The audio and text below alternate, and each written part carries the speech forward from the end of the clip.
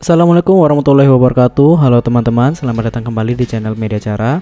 Di video kali ini kita akan melanjutkan tutorial Carudia Laravel Supabase part 3, yakni membangun operasi update.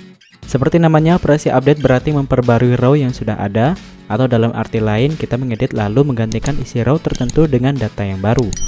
Nah, proses update di Laravel ini pada dasarnya mirip dengan proses create, yakni sama-sama menggunakan form sebagai alat untuk menjalankannya. Hanya saja terdapat beberapa perbedaan, terutama dalam value dan struktur kode controller serta view.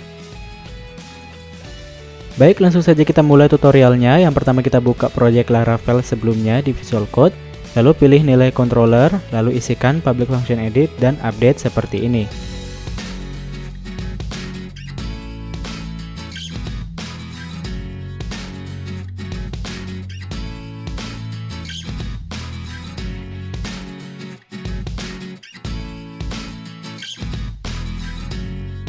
Pada function edit terdapat beberapa perbedaan dari function create, yaitu yang pertama, pada objek data nilai, saya menggunakan find or fail ID yang berguna untuk mencari nilai dengan ID yang sesuai dengan variabel ID berdasarkan permintaan pengguna. Contohnya, jika pengguna ingin mengedit baris dengan ID sama dengan 2, maka find or fail akan mencari ID yang bernilai 2 dan mengirimkannya ke form pengeditan. Kemudian yang kedua, pada objek data root, saya menyisipkan ID di dalam array data nilai update. Hal ini karena ID digunakan sebagai acuan untuk memperbarui data oleh sistem di dalam tabel. Nah, jika tidak menyertakan ID, program tidak akan tahu baris mana yang harus diperbarui. Yang ketiga, objek data method bernilai put mempresentasikan metode HTTP put yang berfungsi untuk memperbarui data pada baris dalam tabel. Yang keempat, mungkin untuk objek data title form dan submit button, teman-teman sudah memahaminya sehingga saya tidak perlu lagi menjelaskannya. Pada function update, kita menambahkan variabel validated data untuk menyimpan input yang sudah divalidasi. Setelah itu, kita menggunakan find or fail ID untuk menemukan data berdasarkan ID, lalu memperbaruinya dengan memanggil metode update validated data. Cara ini lebih ringkas daripada harus menyebutkan satu persatu nama field seperti yang dilakukan pada function store.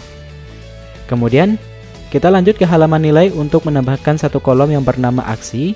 Setelah itu menambahkan elemen TD, lalu elemen A, untuk mempercepat routing tanpa harus mengetik secara manual di kotak URL browser.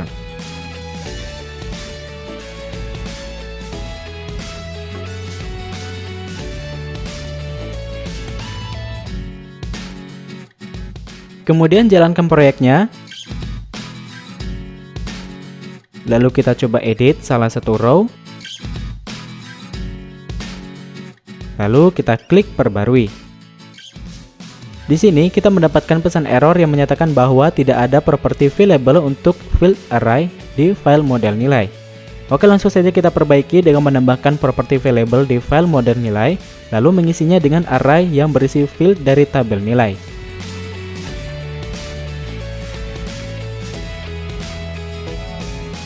Setelah itu kita coba mengedit kembali, dan alhamdulillah sudah bisa ya.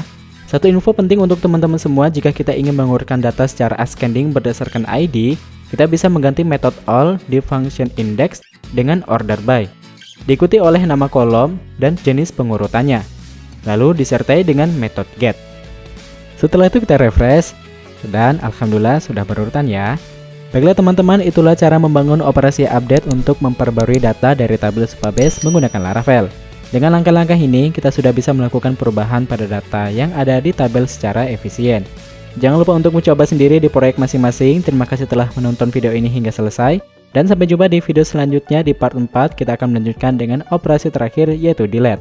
Akhir kata, wassalamualaikum warahmatullahi wabarakatuh.